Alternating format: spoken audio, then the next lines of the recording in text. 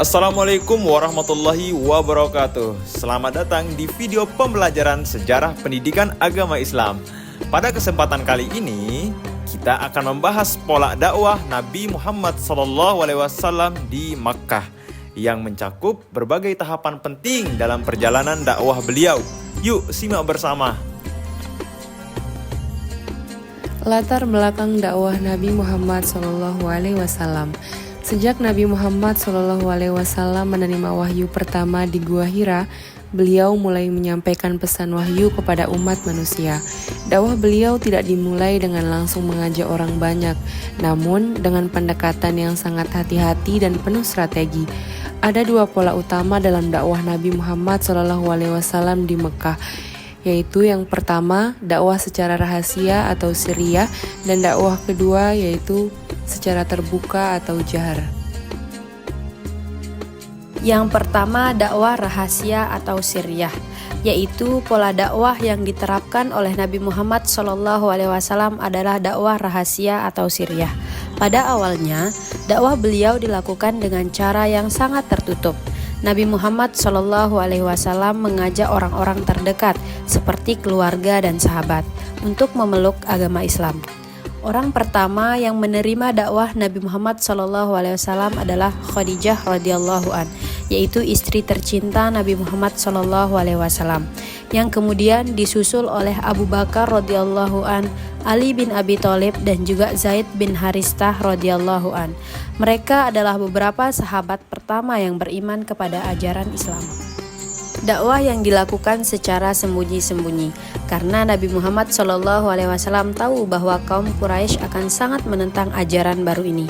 Pada masa ini, dakwah masih terbatas pada kelompok kecil yang terdiri dari keluarga dan juga sahabat terdekat. Yang kedua yaitu dakwah terbuka atau jahar.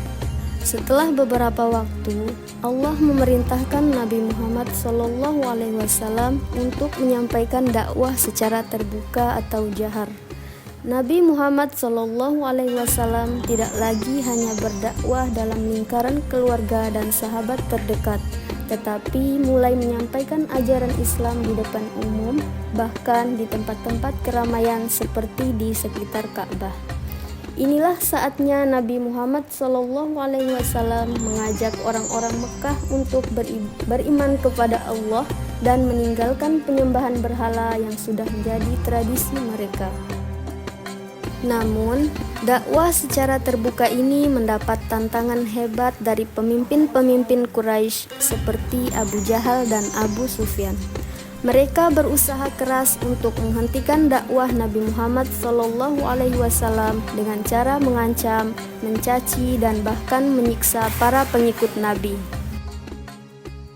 Menghadapi ancaman yang semakin keras, Nabi Muhammad SAW memutuskan untuk mengizinkan beberapa pengikutnya untuk berhijrah ke Habasyah. Pada tahun kelima kenabian, sejumlah sahabat termasuk Utsman bin Affan dan istrinya Ruqayyah berangkat ke Habasyah untuk mencari perlindungan dari penganiayaan kaum Quraisy. Raja Negus di Habasyah menerima mereka dengan baik, bahkan memberikan perlindungan kepada umat Islam yang teraniaya. Hijrah ke Habasyah ini menunjukkan bagaimana Nabi Muhammad SAW mengajarkan kepada umatnya untuk selalu mencari jalan keselamatan dan perlindungan ketika dakwah dipenuhi dengan ancaman yang besar. Setelah beberapa tahun berdakwah di Mekah, Nabi Muhammad SAW akhirnya bertemu dengan sejumlah orang dari Yathrib pada tahun ke-12 kenabian di tempat yang disebut dengan nama Aqabah. Di sana, sekelompok orang dari Yathrib menghadap Nabi Muhammad SAW dan melakukan baiat Aqabah, yaitu janji setia untuk mendukung dan melindungi beliau serta ajaran Islam. Baiat ini menjadi titik awal penting dalam sejarah Islam, karena menandakan adanya dukungan kuat dari luar Mekah yang akan menjadi landasan bagi peristiwa besar selanjutnya, yaitu hijrah ke Madinah. Perjanjian Aqabah ini sangat penting karena setelah itu Nabi Muhammad SAW dan pengikutnya mempersiapkan diri untuk hijrah ke Madinah yang menjadi pusat baru bagi penyebaran dakwah Islam. Kesimpulan dari dakwah Nabi Muhammad SAW di Mekah yaitu melalui berbagai pola mulai dari dakwah rahasia hingga dakwah terbuka, serta dengan strategi hijrah yang cerdas menunjukkan bahwa beliau adalah pemimpin yang sangat bijaksana dalam menyebarkan agama Islam.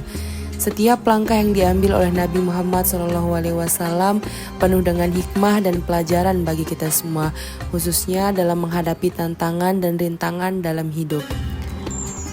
Pola dakwah beliau mengajarkan kita untuk selalu sabar, istiqomah, dan menggunakan akal yang sehat dalam menyebarkan kebaikan. Semoga kita dapat meneladani semangat dan kesabaran beliau dalam menghadapi segala ujian. Demikianlah pembahasan mengenai pola dakwah Nabi Muhammad SAW di Mekah, dari dakwah rahasia, dakwah terbuka, hijrah ke Habasyah, hingga perjanjian Aqabah. Semoga video ini bermanfaat dan memberikan pemahaman yang lebih dalam tentang perjalanan dakwah Rasulullah SAW. Terima kasih telah menonton dan sampai jumpa di video pembelajaran selanjutnya. Wassalamualaikum warahmatullahi wabarakatuh.